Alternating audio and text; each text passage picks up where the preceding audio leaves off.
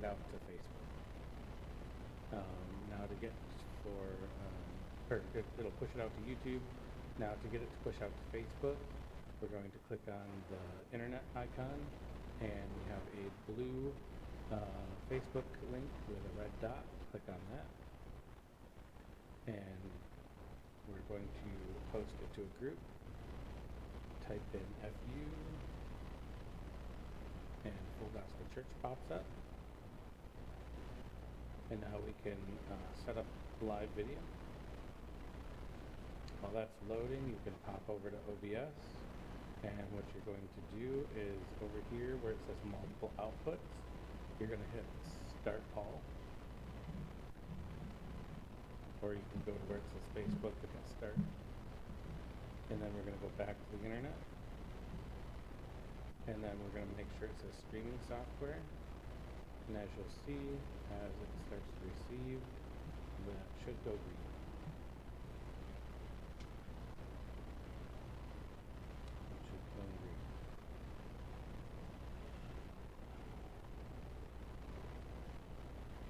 Put in your title.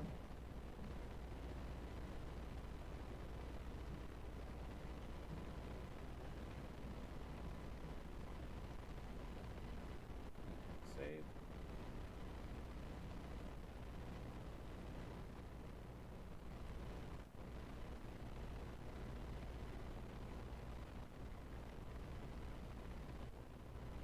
So this is your stream key. This is like the password.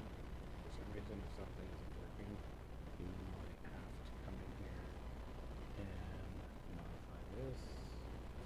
Checking things. So your stream key goes in here.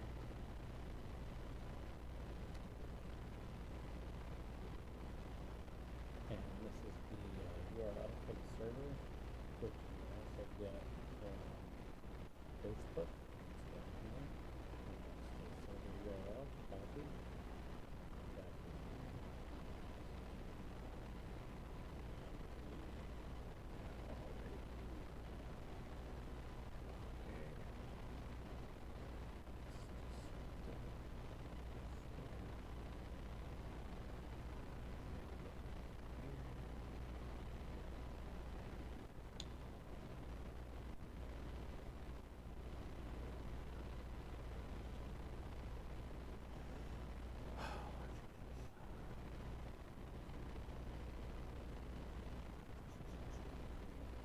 Always want to have persistent screen key lit up, so you don't have to go in and do that every time.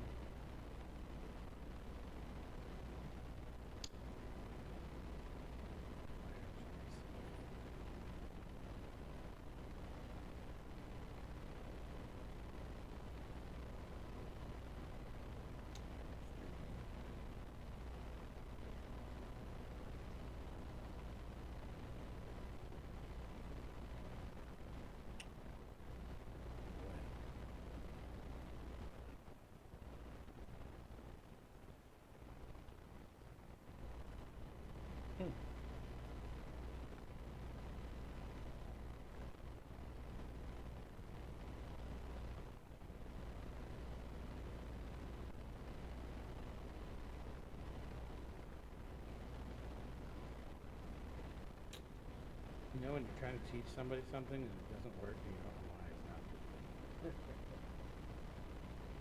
Maybe they're just not happy with you right now. But anyway, it's trying to come from OBS, and I've got it sending. I put all the right information in there. Normally you don't have to touch it. It literally just worked a few minutes ago. So maybe they're mad at me for trying to do too many live streams ago. Could be that. So you would normally push out to that, and once everything is green, it'll say go live. You just hit the go live button down there at the bottom, and it pushes it out to Facebook. And then you just leave it alone until you're done, and this will send everything where it needs to go. I just want to make sure this is in this video. Every morning, or every Sunday morning when you come to do this, you're going to want to open up the NDI over here, after that comes up, you're going to just double click screen record or screen capture. Once you do that, then it'll just pop up and run in the background of the computer, which it already is. It'll take your audience screen, which is this screen over here, and it'll show over here. Yep. It'll show over here, so that way this computer can see it, because when you're doing your countdown and announcements, you can have it over there for the online audience to see. And then these are your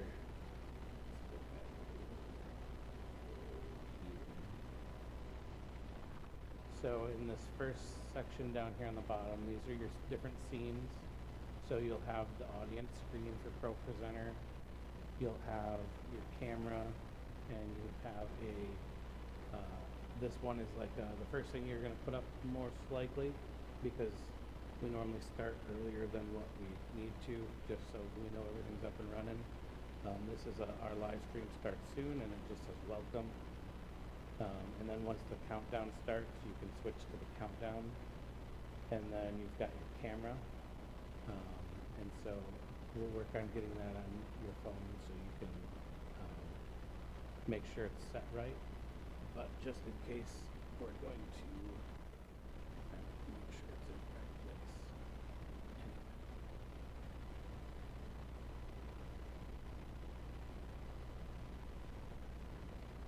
So you need to open up your app store.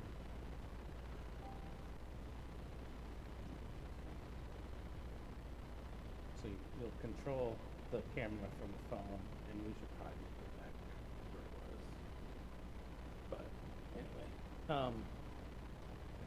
so, and then at the end of the service, when it's time for the online audience to leave, we have a God bless scene.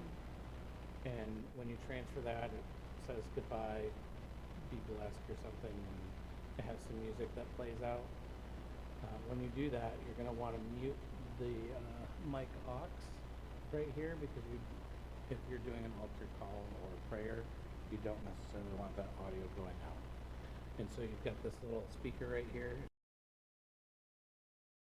and then just make sure before you leave, or the next time you come in, you unmute that, or your stream will be muted. Like your voice won't come through.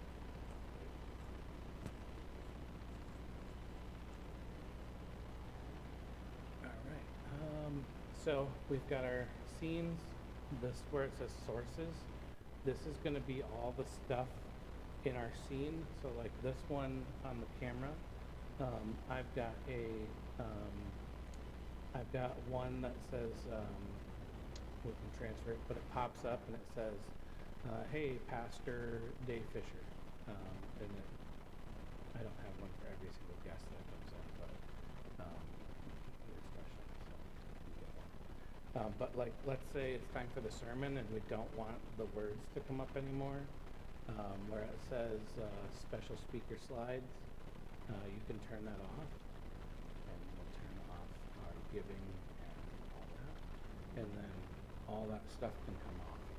So to know if something's on or not, or if you don't want somebody to mess with it, you can lock the stuff and it will stay exactly where it is. But if you want to know if something is on, this light has to be lit up. And so next time you come in, you'll be ready to go with worship.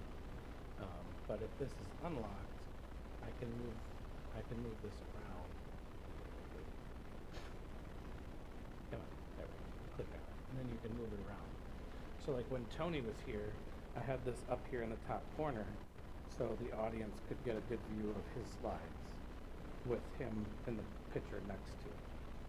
But when we're just doing worship or something, it would be down here.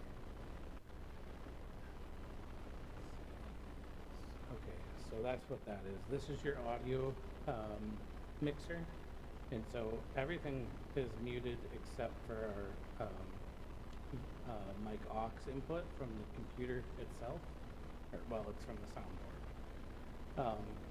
But if you play sound over there, it's going to come through the soundboard and come into the computer. All of the mics come in through the soundboard into the computer on a balanced 3.5. I think it's a TRS. That comes into the mic input or the mic input into the computer, and that's what this one is.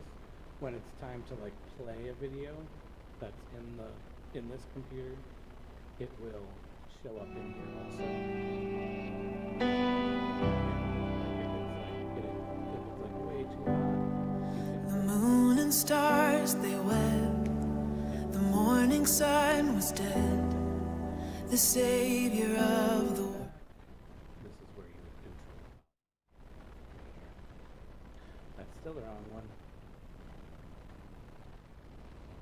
This is where you would volume right there. And then right here, you probably won't need to mess with this, but you can change the way things transition. So it's either a fast cut or a fade, and then you can change how long the fade is when you hit transition. This section right here is the multiple outputs for like Facebook is going to be in here. Right here is where Facebook is. This right here, this YouTube Live control panel, this is where you select your broadcast for today, and then you go in there and it shows you how many people have watched it and how many people are currently watching it. The chat is where you can see what people are saying on your YouTube video and you can talk to them.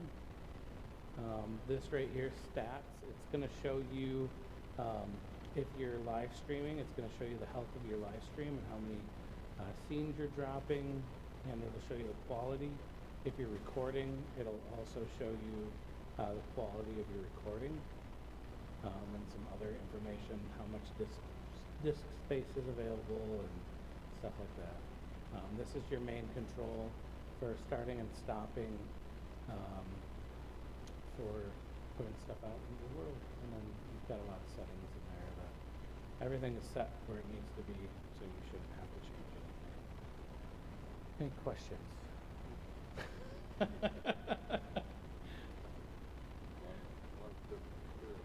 Yeah, I know. So it took me probably a good, like nobody showed me how to do it other than YouTube videos, and I had to play around with it. And, like for some reason that just comes naturally to just get in the back end of software and figure it out. And I just am able to teach myself how to do these things. But we make these types of videos so that somebody can go watch it and try to figure that out and see how we want the flow of how to set things and then what to do. So if you are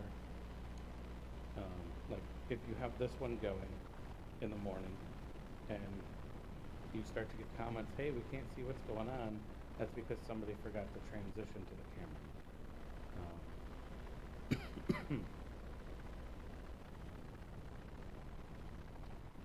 And then at the end of service, when everything's all done and over with, you're going to come down, you're going to hit, you can just hit stop all of your extra sources,